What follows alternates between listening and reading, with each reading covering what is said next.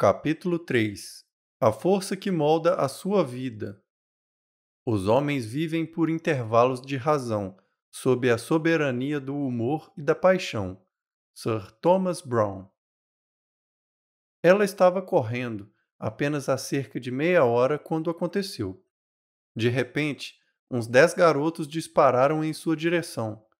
Antes que ela pudesse entender o que acontecia, eles a pegaram, puxaram para o meio do mato e a espancaram com um cano de chumbo. Um dos garotos a chutou no rosto inúmeras vezes, fazendo-o sangrar profusamente. Em seguida a estupraram e sodomizaram, e deixaram-no ali para morrer. Com certeza você tomou conhecimento deste crime trágico e inadmissível ocorrido no Central Park alguns anos atrás. Eu estava em Nova York na noite em que aconteceu. Fiquei horrorizado, não só com a selvageria do ataque, mas ainda mais quando soube quem eram os atacantes. Eram crianças, com as idades variando de 14 a 17 anos.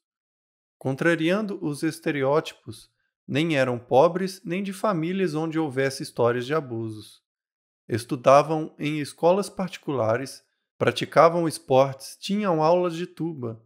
Não foram motivados pela loucura das drogas ou dos confrontos raciais. Agrediram e poderiam ter matado aquela mulher de 28 anos de idade por uma única razão: diversão. Tinham, inclusive, um nome para aquilo que tinham resolvido fazer: zonear. A não mais de 400 quilômetros de Nova York, um jato caiu ao levantar voo do aeroporto de Washington, durante uma tempestade de neve, e bateu na ponte Pomotac na hora do rush.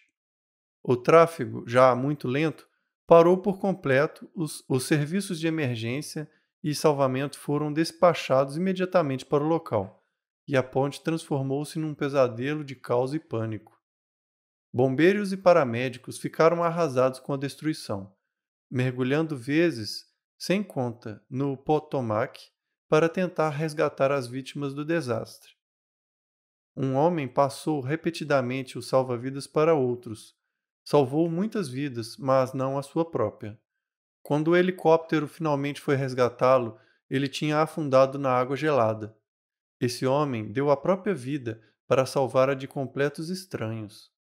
O que o levou a valorizar tanto a vida de outras pessoas, pessoas que ele nem sequer conhecia, que se dispôs a dar sua própria vida no processo? O que faz uma pessoa com um berço bom comportar-se tão selvagemmente e sem remorso, enquanto outra dá a própria vida para salvar estranhos? O que cria um herói, um canalha, um criminoso, uma pessoa disposta a contribuir? Em toda a minha vida procurei as respostas a essas perguntas. Uma coisa é clara para mim: os seres humanos são criaturas aleatórias. Tudo o que fazemos é por um motivo. Podemos não ter conhecimento da razão, mas indubitavelmente há uma força por trás de todo comportamento humano. Essa força age sobre cada faceta de nossas vidas, dos nossos relacionamentos e finanças aos nossos corpos e cérebros. Qual é essa força que está controlando você neste exato momento e continuará a fazê-lo pelo resto da sua vida? Dor e prazer. Tudo o que você e eu fazemos ou se deve à nossa necessidade de evitar dor ou ao nosso desejo de obter prazer. Com frequência, ouço as pessoas falarem sobre mudanças que desejam fazer em suas vidas, mas não conseguem obrigar-se a ir até o fim. Sentem-se frustradas, arrasadas e furiosas consigo mesmas, porque sabem que precisam agir, mas não conseguem. E a razão é muito simples. Ficam tentando mudar o seu comportamento, que é o efeito, em vez de lidar com a causa que está por trás. Compreendendo e utilizando as forças da dor e do prazer, você será capaz de, uma vez por todas, de criar as mudanças duradouras e os melhoramentos que deseja para si próprio e para as pessoas com quem se importa. O fracasso na compreensão disto o condenará a viver reagindo como um animal ou uma máquina. Pode ser que isso pareça uma supersimplificação, mas pense a respeito. Por que você não faz alguma das coisas que sabe que deveria fazer? Afinal, o que é procrastinação? É quando você sabe que deveria fazer alguma coisa, mas ainda assim não faz. Por que não? A resposta é simples. Em algum nível, você acredita que agir naquele momento será mais doloroso que adiar. No entanto, você já passou pela experiência de adiar uma coisa por tanto tempo, que de repente sente-se pressionado para fazê-la de uma vez por todas? O que aconteceu? Você mudou sua associação com o prazer e a dor. De repente, não agir torna-se mais doloroso que fazer o que se deve. Esse é o tipo de coisa que ocorre com a maioria de nós quando vai chegando a data de entrega dos formulários do imposto de renda. Citação: o homem que sofre antes de ser necessário sofre mais que o necessário. Sêneca. O que impede você de se aproximar do homem ou da mulher dos seus sonhos? O que o impede de iniciar aquele novo negócio que vem planejando há anos? Por que continua a adiar aquela dieta? Por que evita terminar a sua tese? Por que ainda não assumiu o controle de sua carteira de investimentos financeiros? O que o impede de fazer o que é necessário para tornar a sua vida exatamente como imaginou? A resposta é simples. Muito, embora saiba que todas essas ações iriam beneficiá-lo, que poderiam, sem dúvida nenhuma, trazer satisfação à sua vida. Você deixa de agir simplesmente porque, naquele instante, associa mais dor ao ato de fazer o que é necessário do que à perda de oportunidade. Afinal, e se você se aproximasse da tal pessoa e ela expressasse sua rejeição? E se você tentasse o seu novo negócio, mas não desse certo e perdesse a segurança que tem em seu atual emprego? E se você tivesse começado uma dieta e sofresse de tanto passar fome, só para depois voltar a engordar? E se você tivesse feito um investimento e perdido o seu dinheiro? Por que então tentar? Para a maioria das pessoas, o medo da perda é muito maior do que o desejo de ganhar. O que o deixa mais mobilizado? Impedir alguém de furtar os US$ 100.000 que ganhou nos últimos 5 anos ou a possibilidade de ganhar 100 mil nos próximos 5? O fato é que a maioria das pessoas trabalharia muito mais para conservar o que tem do que para correr os riscos necessários para conseguir o que realmente desejam. Citação: o segredo do sucesso é aprender como usar a dor e o prazer, em vez de deixar que usem você. Se fizer isto, estará no controle de sua vida. Se não fizer, é a vida quem controla você. Anthony Robbins. Muitas vezes, surge uma pergunta interessante nas discussões acerca dessas forças gêmeas que nos impulsionam.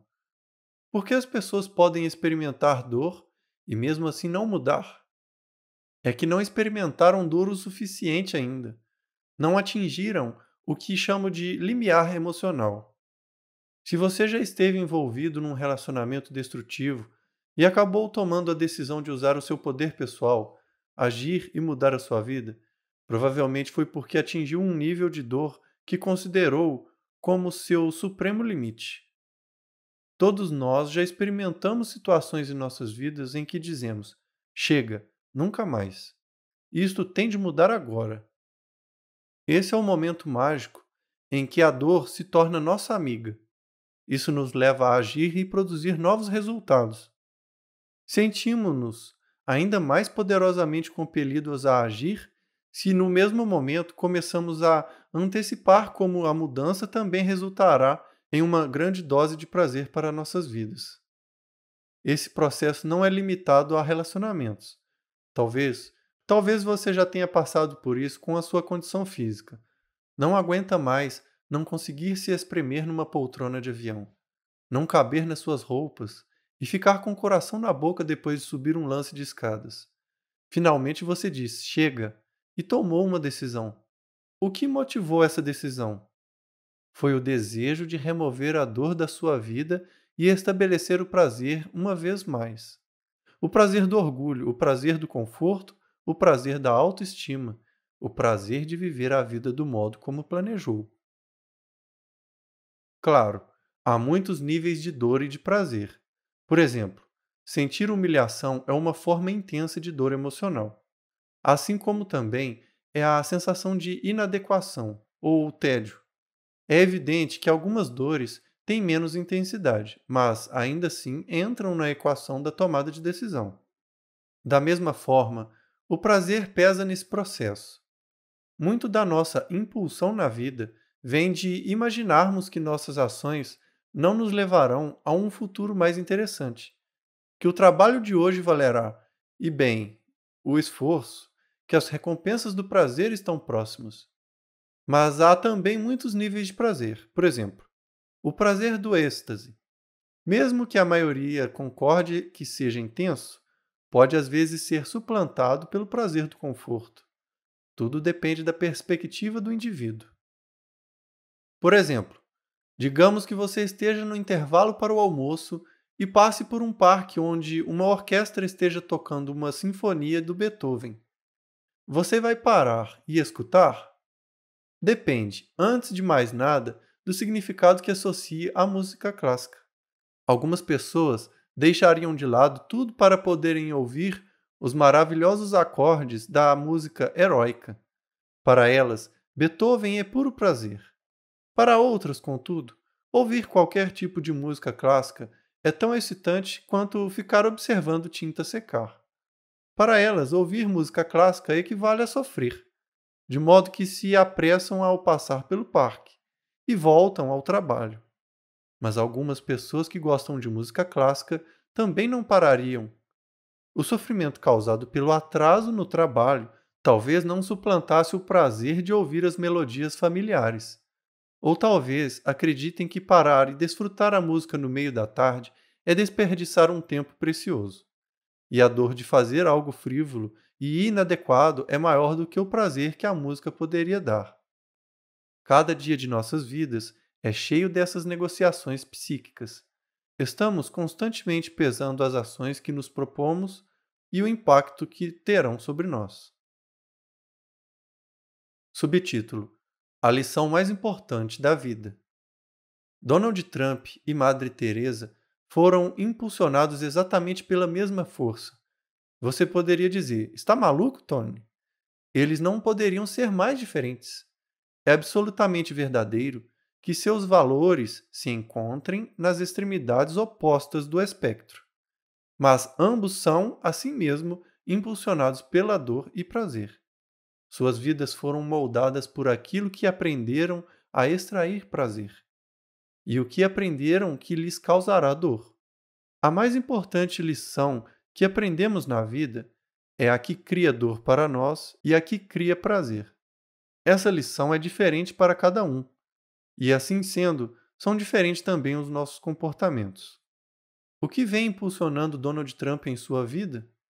Ele aprendeu a auferir prazer possuindo os iates maiores e mais dispendiosos, adquirindo os prédios mais espetaculares, fechando os negócios mais espertos e engenhosos. Em resumo, acumulando os maiores e melhores brinquedos. E o que foi que ele aprendeu ao se ligar à dor? Pelo que revelou em diversas entrevistas, a maior dor de sua vida é ser segundo em qualquer coisa. Para ele, é sinônimo de fracasso. Na verdade, sua maior motivação de realização deriva de sua compulsão para evitar essa dor. Trata-se de um motivador muito mais poderoso que o seu desejo de ganhar prazer. Muitos competidores ficaram jubilosos com a dor que Trump experimentou com o colapso do seu império econômico. Em vez de julgá-lo ou a qualquer outra pessoa, inclusive a si próprio, o que o motiva é ter um pouco de compaixão por sua dor evidente. Por contraste, veja só Madre Teresa. Aqui está uma mulher que se importava tão profundamente que quando via outras pessoas sofrendo, também sofria. Ver a injustiça do sistema de castas a feriu. E quando agiu para ajudar aquela gente, descobriu que a dor que sentia desaparecia com a dor deles. Para Madre Teresa, o significado máximo da vida pode ser encontrado numa das áreas mais pobres de Calcutá, a cidade da alegria, com seus milhões de famintos e enfermos. Para ela, prazer pode significar ter de andar com as pernas enfiadas até os joelhos em água suja e de esgotos, para poder chegar num barraco sórdido e socorrer as crianças que lá se encontrarem, seus corpos minúsculos e devastados pela cólera e disenteria. Ela é poderosamente impulsionada pela sensação de que ajudar os outros em sua miséria ajuda a aliviar a sua própria dor, que ao ajudar os outros a experimentar a vida de um modo melhor, dando-lhes prazer, ela sentirá prazer. Madre Teresa aprendeu que se colocar a serviço dos sofredores é o maior dos bens, e que isso lhe dá a sensação de que sua existência tem verdadeiramente um significado. Para a maioria de nós, pode parecer um exagero comparar a sublime e humilde Madre Teresa com o materialismo de Donald Trump. Mas é importante lembrar que essas duas pessoas moldaram seus destinos baseadas naquilo a que ligaram seu prazer e sua dor.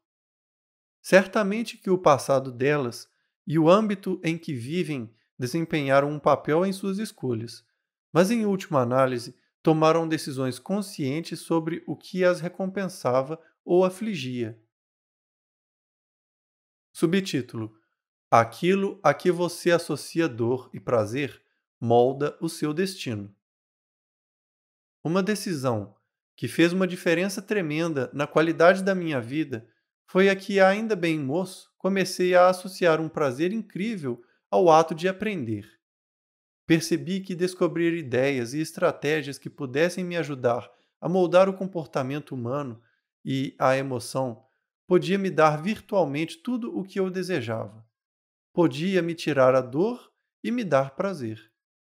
Aprender a descobrir os segredos que estão por trás de nossas ações podia me ajudar a ser mais saudável, a me sentir melhor fisicamente, a me relacionar mais profundamente com as pessoas com quem me importava.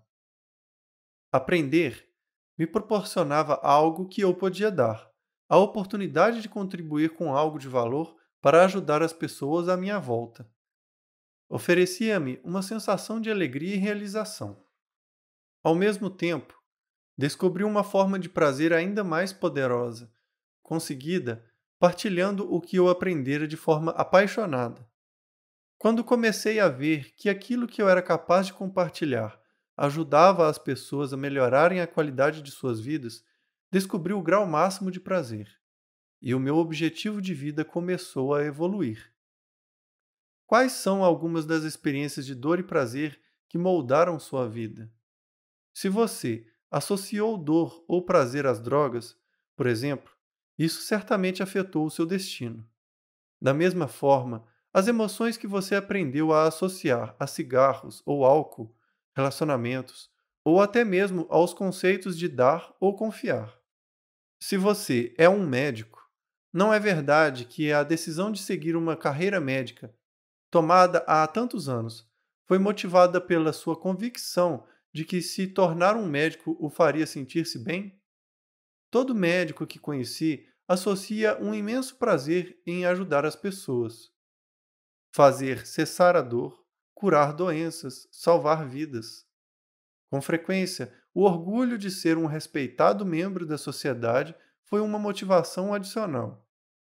Músicos dedicaram-se à sua arte porque poucas coisas podiam lhe dar o mesmo grau de prazer.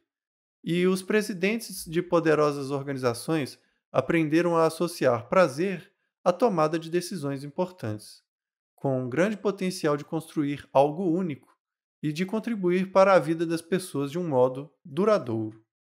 Pense nas associações de limitação de dor e prazer de John Belushi, Fred Prinze, Jimi Hendrix, Elvis Presley, Janis Joplin e Jim Morrison. A associação que fizeram das drogas a uma saída, um pico rápido ou um modo de fugir da dor, transformando-a em prazer temporário, provocou a queda de todos eles. Pagaram o maior dos preços por não dirigirem suas próprias mentes e emoções. Pense no exemplo que deram para milhões de fãs. Nunca aprendi a consumir drogas ou álcool. É por isso que sou tão brilhante assim? Não, é porque tive muita sorte. Uma das razões pela quais nunca bebi álcool é que, quando criança, havia duas pessoas em minha família que agiam tão detestavelmente quanto bêbadas que passei a associar uma extrema dor à ingestão de qualquer bebida alcoólica. Uma imagem especialmente intensa que tenho na memória é a da melhor amiga de minha mãe. Era extremamente obesa, pesando uns 150 quilos, e bebia constantemente. Sempre que bebia, queria me abraçar e me babava todo. Até hoje, o cheiro do álcool, no hálito de qualquer pessoa, me causa náuseas. Cerveja, contudo, foi uma outra história. Quando eu tinha 11 ou 12 anos, nem sequer considerava uma bebida alcoólica. Assim, meu pai bebia cerveja e não ficava irritante ou nojento. Na verdade, ele parecia até um pouco mais divertido depois de umas cervejas. Além disso, eu associava prazer a beber cerveja porque queria ser igual ao meu pai. Beber cerveja me faria realmente igual ao meu pai? Não, mas frequentemente criamos associações falsas em nossos sistemas nervosos, neuroassociações, quanto ao que criará dor ou prazer em nossas vidas. Um dia pedi à minha mãe uma cervejinha. Ela começou afirmando que não faria bem, mas tentar me convencer disso quando eu já estava decidido, quando as observações que fazia do meu pai a contradiziam tão claramente, não ia adiantar. Não acreditamos no que escutamos, ao contrário, temos certeza de que nossas percepções são precisas. E naquele tempo, eu tinha certeza de que beber cerveja seria o próximo passo do meu crescimento pessoal. Finalmente, minha mãe percebeu que, com certeza, eu ia beber mesmo em algum outro lugar, se não me desse uma experiência que jamais esquecesse. Em algum nível, ela deve ter sabido que era preciso mudar o que eu associava à cerveja. E assim ela me disse: Tudo bem, você quer beber a cerveja e ser como papai? Então realmente tem que tomar cerveja como seu pai. Perguntei o que queria dizer com aquilo, e ela me respondeu que eu tinha que beber uma embalagem de 6 cervejas. Se queria ser como meu pai. Não tem problema, falei. Ela disse: Você vai ter que beber tudo aqui mesmo. Quando tomei o primeiro gole, o gosto foi horrível. Nada do que eu tinha antecipado. Claro que não ia admitir isso, porque meu orgulho estava em jogo. Assim tomei mais uns goles. Depois da primeira cerveja, eu disse: Agora não aguento mais, mamãe. Ela disse: Não, aqui está outra. E abriu outra latinha. Depois da terceira ou quarta lata, comecei a me sentir enjoado. Tenho certeza de que você é capaz de adivinhar o que aconteceu a seguir. Vomitei tudo por cima de mim mesmo e da minha mesa de cozinha. Foi nojento. Assim também como foi ter que limpar a mesa. Imediatamente passei a associar o cheiro da cerveja a vômito e a sentimentos horríveis. Não tinha mais uma associação intelectual sobre beber cerveja. Tinha agora uma associação emocional em meu sistema nervoso, uma neuroassociação ao nível visceral e que era claramente capaz de guiar minhas decisões futuras. Como resultado, nunca mais pus na boca um gole de cerveja. Nossas associações com dor e prazer são capazes de produzir um efeito sequencial em nossas vidas? Pode apostar que sim. Essa neuroassociação negativa da cerveja afetou muito das minhas decisões que tomei em minha vida. Influenciou nas amizades que fiz na escola, determinou como aprender a obter prazer.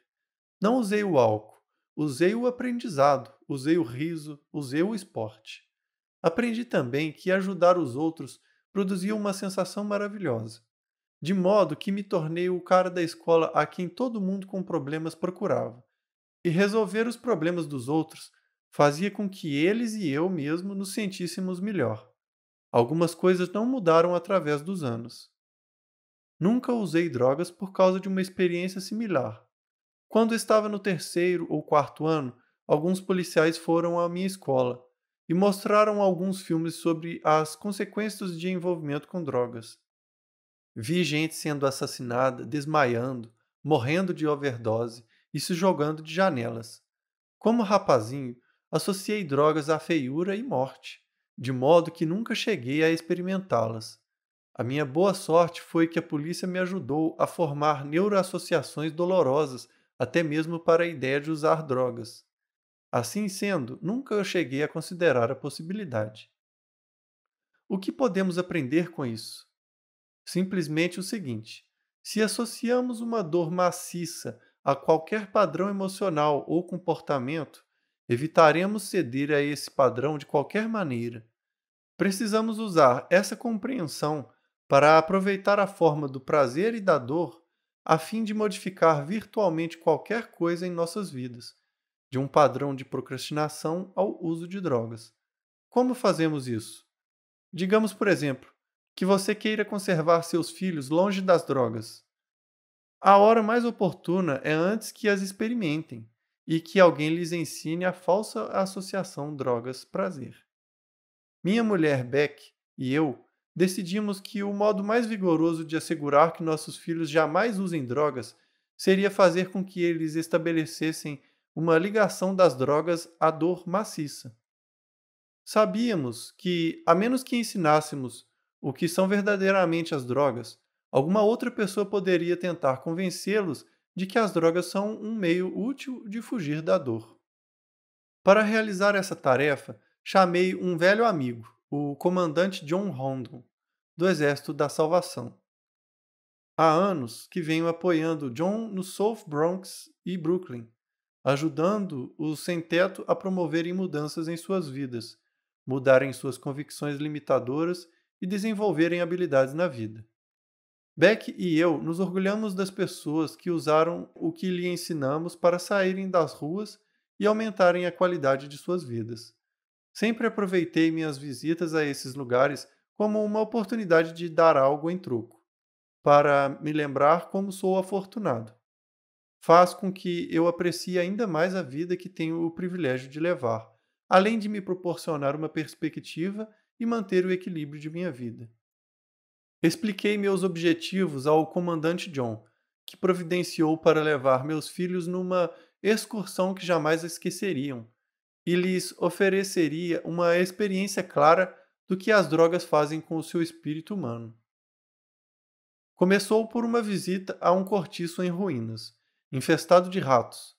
No instante em que entramos, meus filhos foram envolvidos pelo mau cheiro dos andares encharcados de urina, a visão de viciados tomando picos, indiferentes a que pudesse estar observando, prostitutas crianças se oferecendo a quem passava e o choro de crianças abandonadas.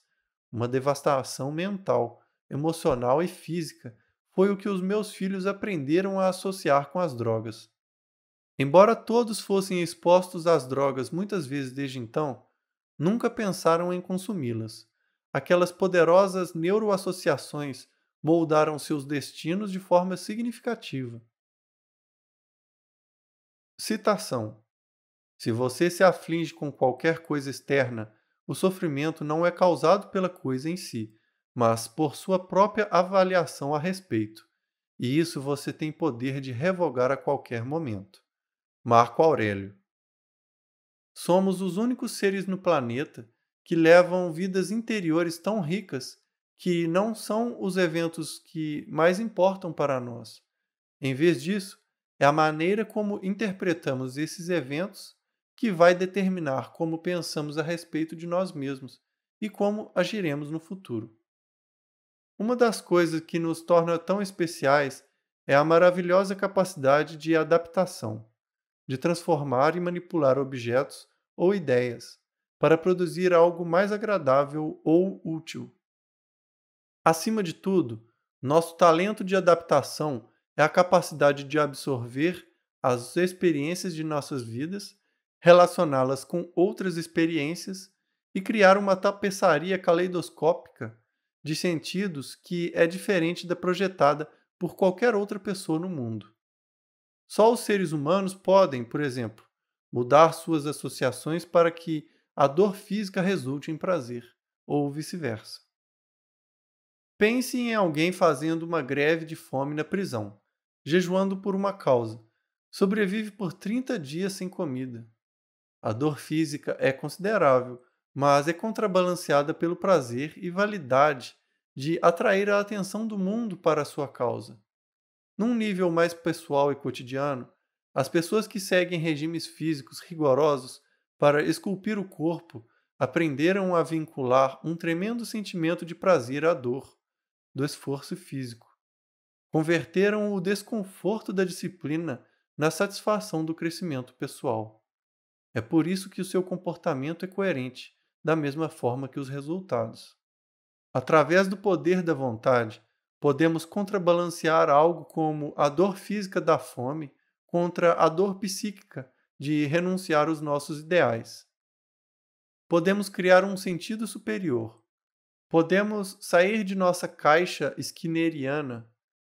Asterisco. B. F. Skinner, um famoso pioneiro da ciência behaviorista, é também infame pela caixa do tamanho de um berço, em que confinou a sua filha durante os primeiros 11 meses de vida. Fez isso em nome da conveniência e da ciência, abastecendo suas teorias sobre os comportamentos de estímulo e reação. Seguindo. E assumir o controle. Mas, se não somos capazes de orientar as associações para a dor e prazer, não vivemos melhor do que os animais ou máquinas, sempre reagindo aos fatores externos, permitindo que tudo o que venha a seguir determine o rumo e a qualidade de nossas vidas. Voltamos à caixa. É como se fôssemos um computador público, com fácil acesso a incontáveis programadores amadores. Nosso comportamento, tanto consciente quanto inconsciente, é influenciado pela dor e prazer de inúmeras fontes. Companheiros da infância, mãe e pai, professores, treinadores esportivos, heróis do cinema e da televisão, e a lista continua. Você pode ou não saber com precisão quando ocorreram a programação e condicionamento. Pode ser algo que alguém disse, um incidente na escola, uma competição esportiva, um momento embaraçoso, um boletim só com as notas ótimas, ou talvez com notas baixas. Tudo isso contribuiu para o que você é hoje. Não posso enfatizar com veemência suficiente que a maneira como você associa a dor e o prazer vai moldar o seu destino. Ao revisar a sua vida, você é capaz de recordar as experiências que formaram suas neuroassociações e assim desencadearam a cadeia de causas e efeitos que o levaram ao ponto em que se encontra hoje? Se você é solteiro, encara ansioso o casamento como uma aventura alegre com a companheira da sua vida, ou o teme como uma bola de ferro presa por uma corrente à sua perna. Ao sentar para jantar esta noite, consome a comida de uma forma tranquila, como uma oportunidade de reabastecer o corpo, ou a devora como sua única fonte de prazer? Citação. Os homens, tanto quanto as mulheres, são com muito mais frequência levados pelo coração do que pela compreensão. Lord Chesterfield. Embora preferíssemos negar, persiste o fato de que nosso comportamento é guiado pela reação instintiva à dor e ao prazer, não pelo cálculo intelectual.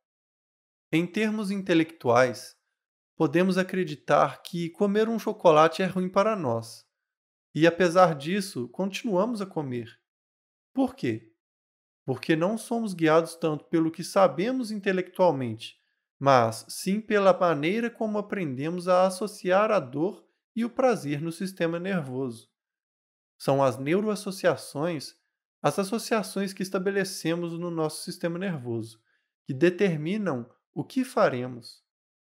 Embora preferíssemos acreditar que é o intelecto que nos guia, são as nossas emoções, as sensações que vinculamos aos pensamentos que realmente nos guiam. Muitas vezes, tentamos passar por cima do sistema. Por algum tempo, mantemos uma dieta. Acabamos por ultrapassar os limites porque experimentamos sofrimento demais. Resolvemos o problema no momento, mas, se não eliminarmos a causa do problema, é certo que vai ressurgir. Em última análise, para que, para que uma mudança seja permanente, devemos vincular a dor ao comportamento antigo e o prazer ao novo comportamento, promovendo um condicionamento até que se torne coerente. Lembre-se de que somos capazes de fazer muito mais para evitar a dor do que para alcançar o prazer. Iniciar uma dieta e prevalecer sobre o sofrimento a curto prazo, pela pura força de vontade, nunca pode durar, porque continuamos a vincular a dor à renúncia aos alimentos que engordam. Para que esta mudança perdure, temos de vincular a dor a comer esses alimentos, a fim de que não mais os desejamos, e o prazer a ingerir mais alimentos do que nos nutrem. As pessoas em boa forma física e saudáveis acham que nada é tão saboroso quanto se sentirem magras e adoram os alimentos que são nutritivos. Mais do que isso, muitas vezes vinculam o prazer a empurrar para longe o prato, ainda com comida. Simboliza a posse do controle de suas vidas. A verdade é que podemos aprender a condicionar nossas mentes, corpos e emoções, a vincular dor ou prazer a qualquer coisa que desejarmos. Mudando as vinculações de dor e prazer, mudaremos instantaneamente nosso comportamento. Com o cigarro, por exemplo, tudo o que você deve fazer é vincular dor suficiente a fumar e bastante prazer a deixar de fumar.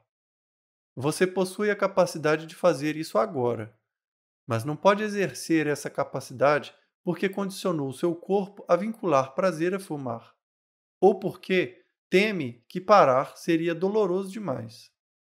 Mas, se conhecer alguém que deixou de fumar, vai descobrir que esse comportamento mudou em um único dia, o dia em que de fato mudou o que fumar significava para ela.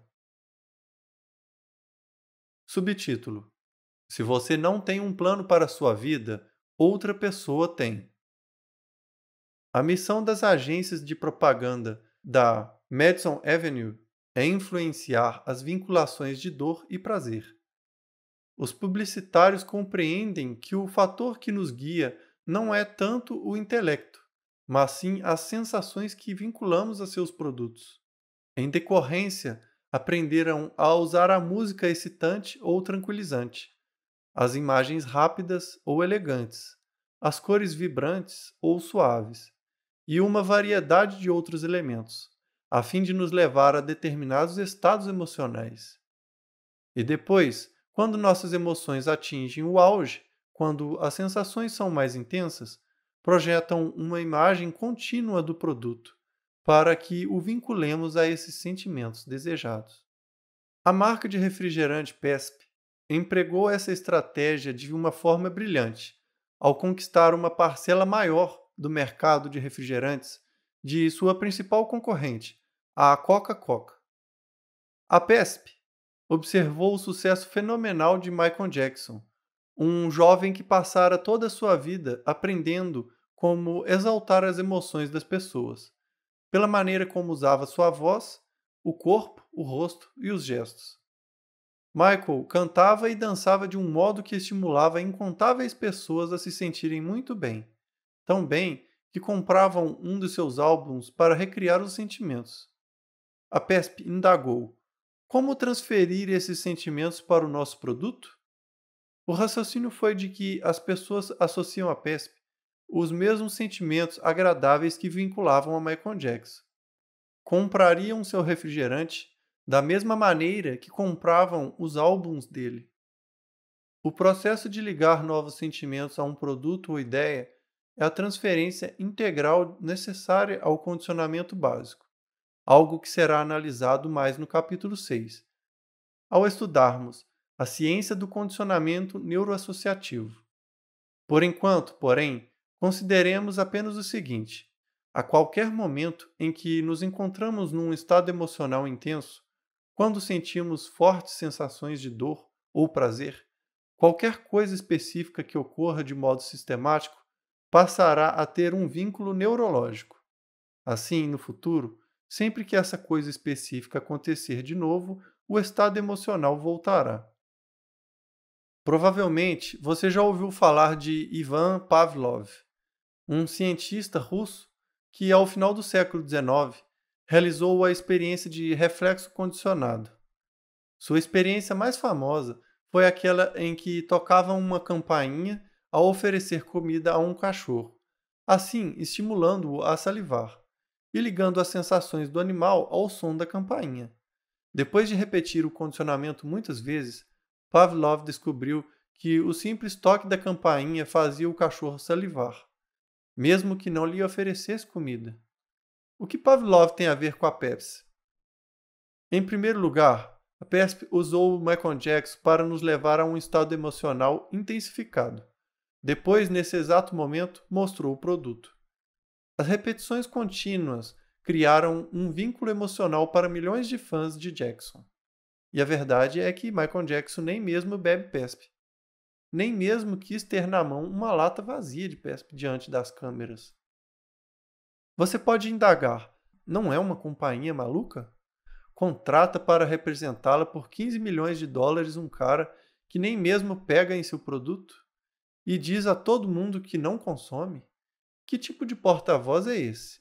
Mas que ideia absurda! Na verdade, foi uma ideia brilhante. As vendas dispararam, e tanto que a L. Adair, pouco depois, contratou Michael por 20 milhões de dólares. E hoje, como ele é capaz de mudar a maneira como as pessoas se sentem, é o que chamo de um indutor de estado. Acaba de assinar um contrato de gravação de 10 anos com a Sony, CBS, que vale, segundo alguns, mais de US$ 1 bilhão. Sua capacidade de mudar o estado emocional das pessoas faz com que tenha um valor inestimável. Precisamos compreender que tudo isso se baseia na vinculação de sensações agradáveis a comportamentos específicos. É a ideia de que viveremos nossas fantasias se usarmos o produto. Os publicitários ensinaram a todos nós que quem guia uma BMW é uma pessoa extraordinária, com um bom gosto excepcional. Se você guia um Hyundai, é inteligente e econômico. Se você guia um Pontiac, terá emoções. Se guia um Toyota, quantas alegrias vai ter? Você é ensinado que se usa a colônia Obsession, logo estará envolvido numa orgia andrógena. Se toma PESP, vai se igualar ao MC Hammer, como a epítome do que há de mais quente. Se quer ser uma boa mamãe, alimente seus filhos com tortas de frutas Hostess e com Twinkies. Os publicitários já notaram que, se for possível gerar prazer o suficiente, os consumidores muitas vezes se mostram dispostos até a ignorar o medo da dor.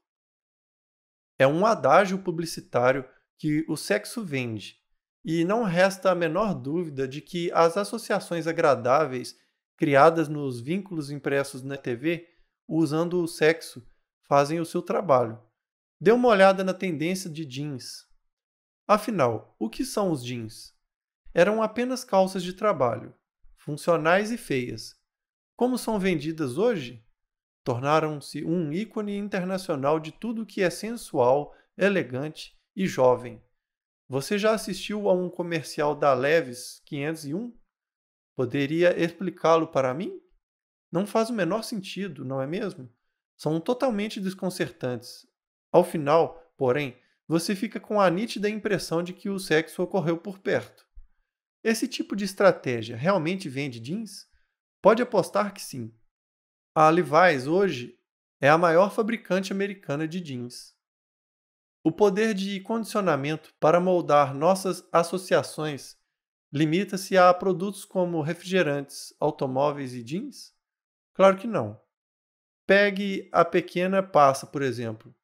Sabia que, em 1986, o Conselho Consultor da Passa da Califórnia esperava uma enorme colheita, mas começava a entrar em pânico? Há muito tempo que as vendas caíam em 1% ao ano. Em desespero, procuraram sua agência de propaganda e perguntaram o que podiam fazer. A solução era simples: precisavam mudar os sentimentos das pessoas em relação às passas. A maioria das pessoas considerava que as passas eram sem graça, tristes e insípidas, segundo Robert Finney, um antigo diretor do conselho. A tarefa era evidente: injetar uma saudável dose de apelo emocional na fruta murcha, vincular as sensações que as pessoas queriam, murcha e seca. Não são as sensações que a maioria das pessoas associa a sentir-se bem com a vida. Os produtores de passas continuaram a pensar: o que podemos associar às passas para fazer com que as pessoas queiram de fato comprá-las? Na ocasião, um velho sucesso de Motown desfrutava de uma ressurreição nacional. I Heard It Through the Grapevine. Os produtores de passas pensaram: e se pegássemos essas sensações que fazem com que as pessoas se sintam tão bem e as vinculássemos a passas, para fazer com que as pessoas se sintam numa boa? Contrataram um animador dos mais inovadores, chamado Will Vinton, que criou cerca de 30 figurinhas de passas, cada uma com uma personalidade distinta, para dançarem a música do Motown. Assim nasceram as California Raisins, as passas da Califórnia. A primeira campanha criou uma sensação imediata e vinculou com pleno êxito as sensações de que os produtores esperavam. Ao observarem as pequenas passas dançarem, as pessoas associavam fortes sentimentos de diversão, humor e prazer à fruta antes insípida. A passa fora reinventada como a essência do que era quente na Califórnia. E a mensagem tácita dos anúncios era a de que as pessoas que consumissem também seriam assim. O resultado? A indústria de passas foi salva de sua devastadora queda nas vendas, passando a crescer anualmente a um fator de 20%. Os produtores conseguiram mudar as associações que as pessoas faziam. Em vez de vincularem o tédio à fruta, os consumidores aprenderam a vincular sensações de excitamento e diversão. Claro que o uso da propaganda como forma de condicionamento não se limita aos produtos físicos. Feliz ou infelizmente, podemos observar o rádio e a televisão usando de forma sistemática como instrumentos para mudar o que associamos a candidatos no processo político. Ninguém sabe disso melhor do que o mestre da análise política e formador de opinião Roger Ailes, que foi o responsável por elementos fundamentais da vitoriosa campanha de Ronald Reagan contra Walter Mondale em 1984 e que, em 1988, dirigiu a campanha também vitoriosa de George Bush contra Michael Dukakis. Ailes projetou uma estratégia para transmitir 3 mensagens expressamente negativas sobre Dukakis: que ele era complacente nas questões da defesa, meio ambiente e crime, levando as pessoas a vincularem sensações dolorosas ao candidato. Um comercial apresentava Dukakis como um garoto brincando de guerra, num tanque. Outro parecia culpá-lo pela poluição na enseada de Boston. O mais notório mostrava criminosos sendo soltos das prisões de Massachusetts, saindo por uma porta giratória. Explorava a ampla publicidade negativa gerada em todo o país pelo incidente de Willie Horton, um assassino condenado. Willie Horton saíra da prisão dentro de um controvertido programa de licenças no estado natal de Dukakis. Não voltara no prazo marcado e 10 meses depois fora preso ao aterrorizar um jovem casal, estuprando a mulher e espancando o homem. Muitas pessoas encaram a questão pelo foco negativo dos comerciais. Pessoalmente, achei que eram manipulativos em excesso. Mas é difícil argumentar com seu nível de sucesso, baseado no fato de que as pessoas fazem mais para evitar a dor do que para alcançar o prazer.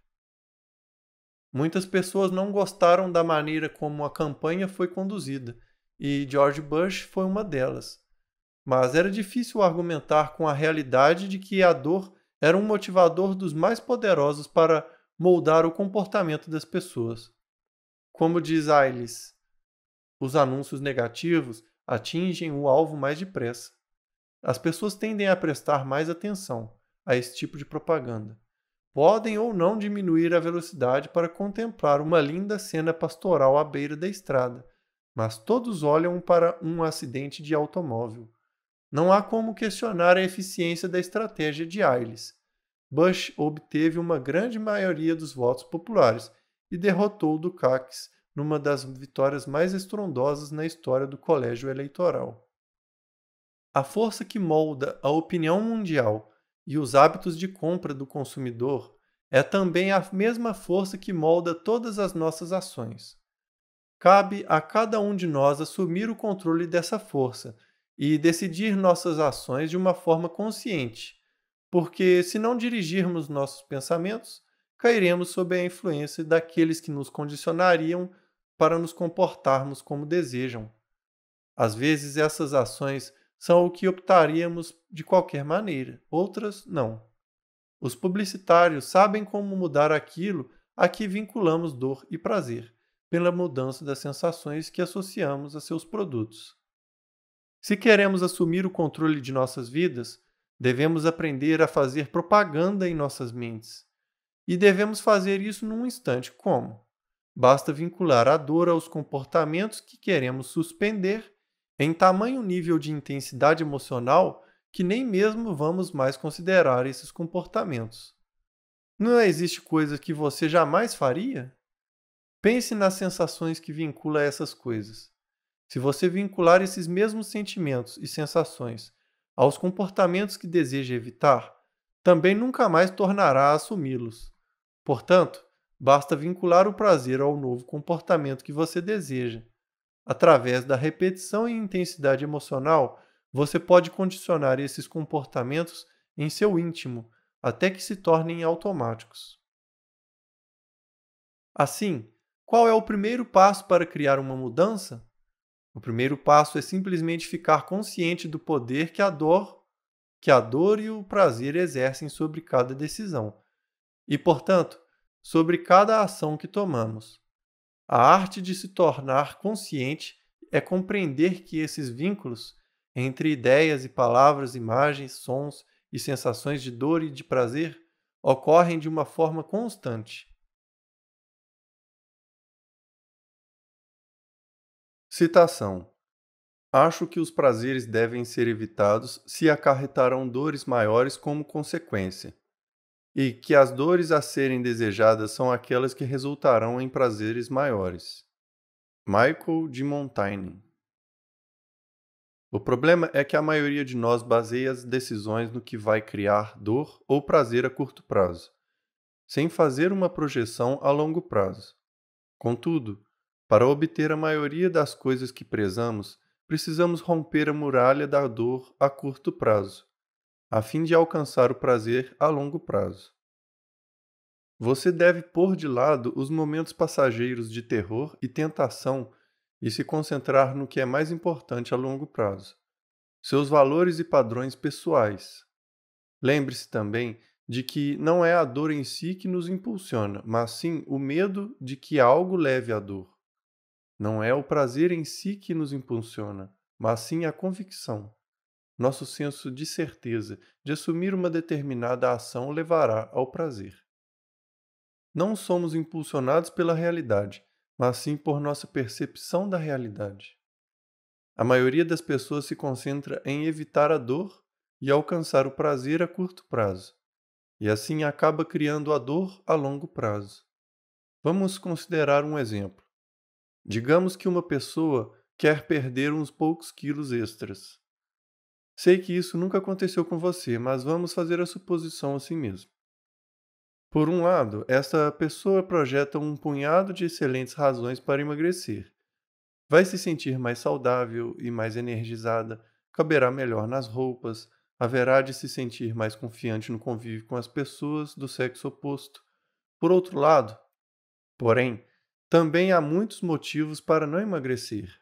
Teria de fazer dieta, sentiria uma fome constante, teria de se negar o impulso para comer alimentos que engordam?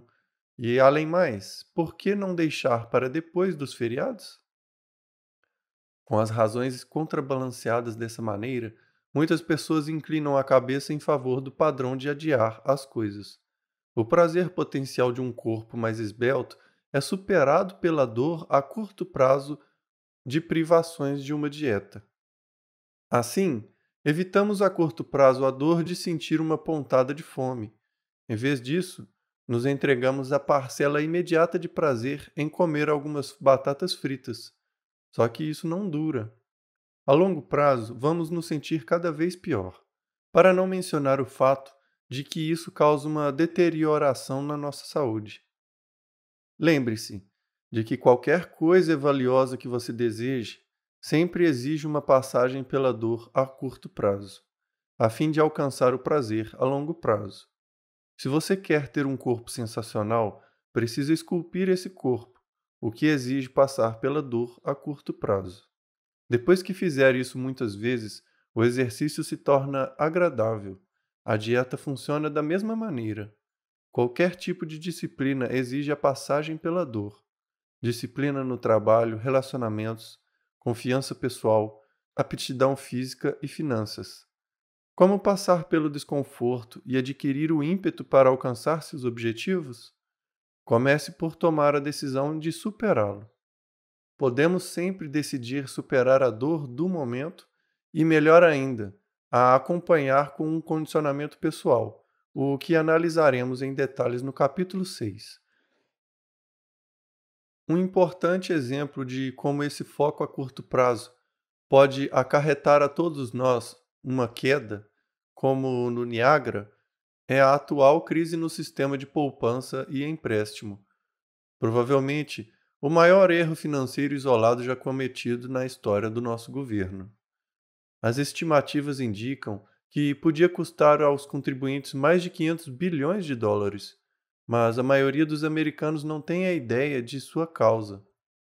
Esse problema, quase com toda certeza, será uma fonte de dor, pelo menos dor financeira, para cada homem, mulher e criança nos Estados Unidos, provavelmente por algumas gerações. Conversei com L. William Seidman, presidente da Resolution Trust Company e da Federal Deposit Insurance Corporation, e ele me disse: somos a única nação bastante rica para sobreviver a um erro dessas proporções. O que criou essa confusão financeira? É um exemplo clássico de tentar eliminar a dor pela solução de um problema, ao mesmo tempo em que se alimenta a causa. Nota: se você deseja ter uma compreensão mais profunda da causa dessa crise, recomendo o livro de meu amigo Paul Pilzer, Other People's Money. Tudo começou com os desafios que as empresas de poupança e empréstimo enfrentaram ao final dos anos 70 e início dos 80. As instituições bancárias de poupança e empréstimo desenvolveram suas atividades basicamente no mercado de empresas e pessoa física. Para ter lucro, um banco precisa fazer empréstimos e esses empréstimos devem render juros mais altos do que os são pagos aos depositantes. Nos primeiros estágios do problema, os bancos enfrentaram dificuldades em várias frentes. Primeiro, sofreram um grande impacto quando as corporações entraram no que fora antes um domínio exclusivo dos bancos, os empréstimos. As grandes empresas descobriram que, emprestando umas às outras, poupavam de forma significativa nos juros, desenvolvendo o que é agora conhecido como o mercado comercial de papel. Esse sistema teve tanto êxito que virtualmente destruiu as fontes de lucros de muitos bancos. Ao mesmo tempo, surgiram também novos desenvolvimentos na frente dos consumidores americanos. Tradicionalmente, os consumidores se angustiavam à perspectiva de uma reunião com um agente de empréstimo de um banco para comprar um carro ou um eletrodoméstico grande.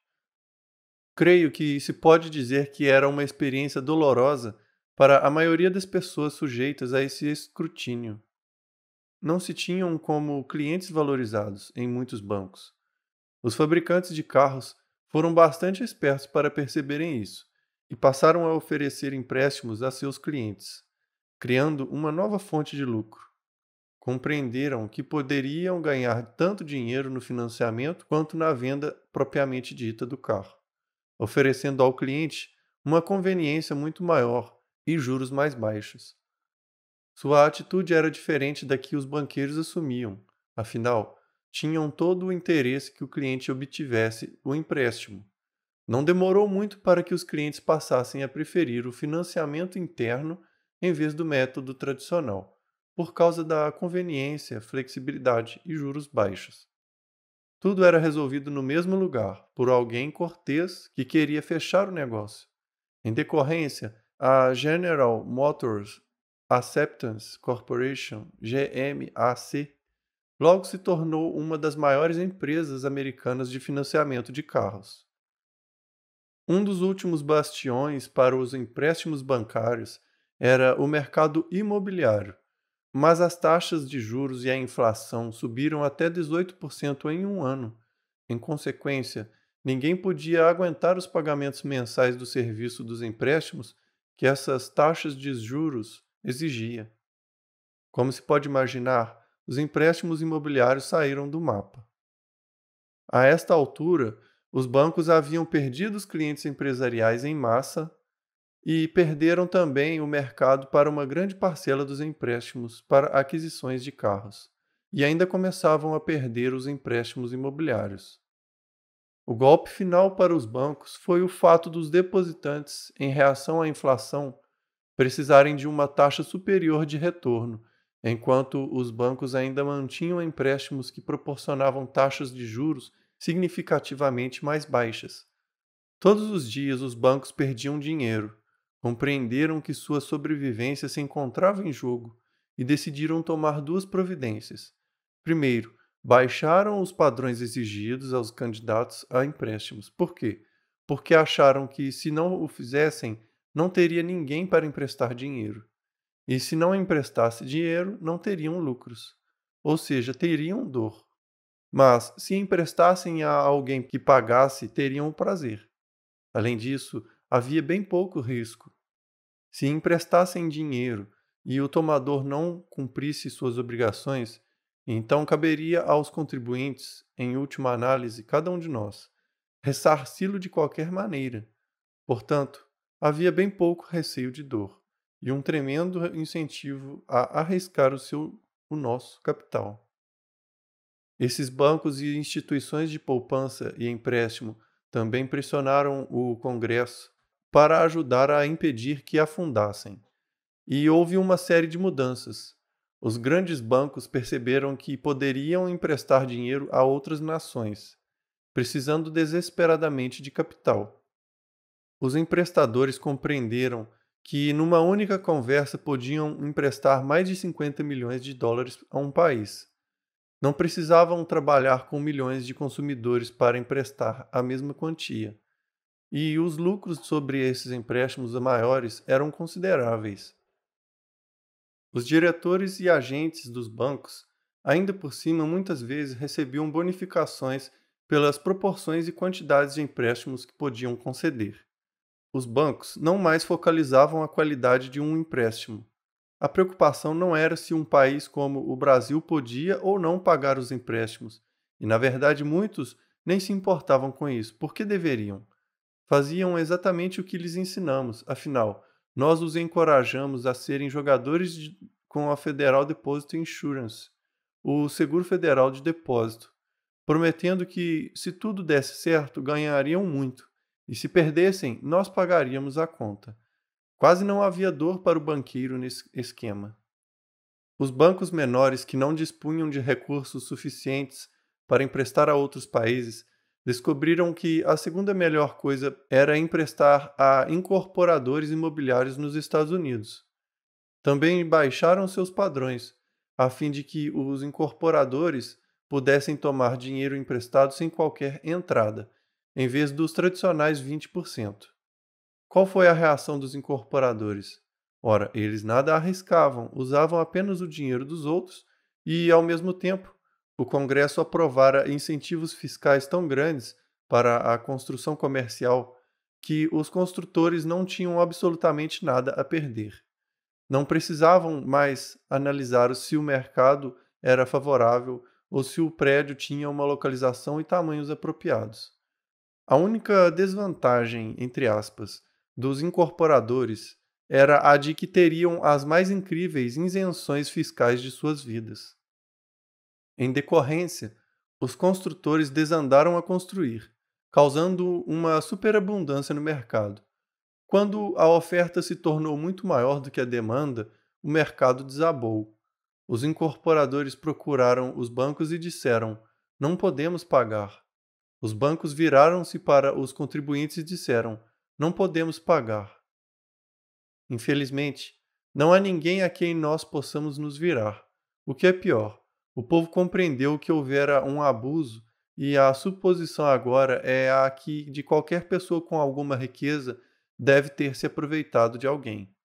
Isso é criar atitudes negativas em relação às próprias pessoas que oferecem os empregos que permitem que os sonhos dos americanos se tornem realidade. Toda essa confusão ilustra a nossa falta de compreensão da dinâmica de dor e prazer e a inviabilidade de tentar resolver problemas de longo prazo com soluções de curto prazo. A dor e o prazer também regem o drama global dos bastidores. Durante anos, os Estados Unidos travaram uma corrida armamentista sempre em escala com a União Soviética. As duas nações não paravam de produzir mais armas. Como suprema ameaça: se você tentar nos atingir, vamos retaliar e atingi-lo ainda mais. E o impasse continuou a se acumular, até um ponto em que os Estados Unidos gastavam $15.000 por segundo em armas, o que levou o Gorbachev a decidir, de repente, a renegociação da redução armamentista? A resposta é a dor. Ele começou a associar a dor maciça à ideia de tentar competir com o desenvolvimento bélico americano. Em termos financeiros, não era viável, ele não podia sequer alimentar seu povo. Quando as pessoas não podem comer, ficam mais preocupadas com seus estômagos do que com as armas. Interessam-se mais em encher suas despensas do que em aumentar o arsenal no seu país. Passam a acreditar que o dinheiro está sendo gasto de uma maneira frívola e exige mudanças. Gorbachev alterou sua posição porque é um sujeito sensacional? Talvez, mas uma coisa é certa, ele não tinha opção. Citação: "A natureza pôs a humanidade sob o comando de dois soberanos, a dor e o prazer. Eles nos governam em tudo o que fazemos, em tudo o que falamos, em tudo o que pensamos. Cada esforço que pudermos fazer para nos livrar dessa submissão só servirá para comprová-la e confirmá-la." Jeremy Bentham. Por que as pessoas insistem em relacionamentos insatisfatórios, relutando em trabalhar à procura de soluções, ou encerrá-los a seguir em frente? É porque sabem que a mudança levará ao desconhecido, e a maioria das pessoas acredita que o desconhecido será muito mais doloroso do que tudo o que já experimentamos. É como dizem os antigos provérbios: melhor o diabo que você conhece do que o diabo que você desconhece. Ou, melhor um pássaro na mão do que dois voando. Essas convicções básicas nos impedem de efetuar as ações que poderiam mudar as nossas vidas. Se queremos um relacionamento íntimo, então temos de superar nossos medos da rejeição e vulnerabilidade. Se planejarmos criar nosso próprio negócio, devemos estar dispostos a superar o medo de perder a segurança para fazer com que aconteça. Na verdade, a maioria das coisas que são valiosas em nossas vidas exigem que enfrentemos o condicionamento básico do sistema nervoso. Devemos controlar nossos medos prevalecendo sobre esse conjunto pré-condicionado de reações, e em muitos casos transformar esse medo em poder. Afinal, o medo que permitimos que nos controle muitas vezes nem se torna realidade. É possível as pessoas vincularem a dor, por exemplo, a viajar de avião, embora não haja qualquer razão lógica para a fobia. Tais pessoas reagem a uma experiência dolorosa no passado ou mesmo num futuro imaginado. podem ter lido nos jornais sobre desastres aéreos e agora evitam entrar num avião. Permitem que o medo as controle. Devemos conduzir nossas vidas no presente e reagir às coisas que são reais, não a nossos medos do que já foi ou do que pode ser um dia. O fundamental é lembrar que não nos afastamos da dor real, mas sim do que acreditamos que levará à dor. Subtítulo: Vamos promover algumas mudanças imediatas. Primeiro, escreva 4 ações que você precisa para fazer o que vem adiando. Talvez precise emagrecer um pouco. Talvez precise parar de fumar. Talvez precise se comunicar com alguém a quem abandonou. Ou retomar o contato com uma pessoa importante para você. Segundo, sobre cada uma dessas ações, anote a resposta para a seguinte pergunta: por que não tomei nenhuma ação? No passado, que dor vinculei a essa ação? A resposta a essa pergunta o ajudará a compreender que tem sido retido por associar uma dor maior a tomar a ação do que a não tomar. Se pensa, não associei nenhuma dor a isso, pense um pouco mais. Talvez a dor seja simples, talvez seja a dor de desviar algum tempo do seu trabalho. Terceiro, anote todo o prazer que experimentou no passado por se entregar a esse padrão negativo. Por exemplo, se você acha que deve emagrecer um pouco, por que continua a comer pacotes de biscoito, sacos de batata frita e litros de refrigerante? Evita dor de se privar, sem dúvida, e ao mesmo tempo se comporta assim, porque isso faz com que se sinta bem agora, lhe proporcione prazer. É prazer imediato. Ninguém quer renunciar a tais sentimentos. A fim de criar uma mudança que perdure, precisamos encontrar uma nova maneira de obter o mesmo prazer, mas sem consequências negativas. Identificar o prazer que vem obtendo o ajudará a conhecer seu objetivo. Quarto, anote o que lhe custará se não mudar agora. O que acontecerá se não parar de comer tanto açúcar e gordura? Se não parar de fumar? Se não der aquele telefonema que sabe que precisa? Se não começar de forma sistemática a se exercitar todos os dias? Seja honesto com você mesmo. O que vai lhe custar ao longo dos próximos 2, 3, 4 ou 5 anos? O que vai lhe custar em termos emocionais? O que vai lhe custar em termos de autoimagem? O que vai lhe custar ao nível de energia física? O que vai lhe custar em sentimentos de amor próprio? O que vai lhe custar financeiramente? O que vai lhe custar nos relacionamentos com as pessoas que mais se importam com você? Como isso faz você se sentir? Não se limite a dizer, vai me custar dinheiro ou engordarei. Não é o suficiente. Tem de se lembrar que somos impulsionados por nossas emoções. Portanto, projete as associações e use a dor como sua amiga, que pode impulsioná-lo a um novo nível de sucesso.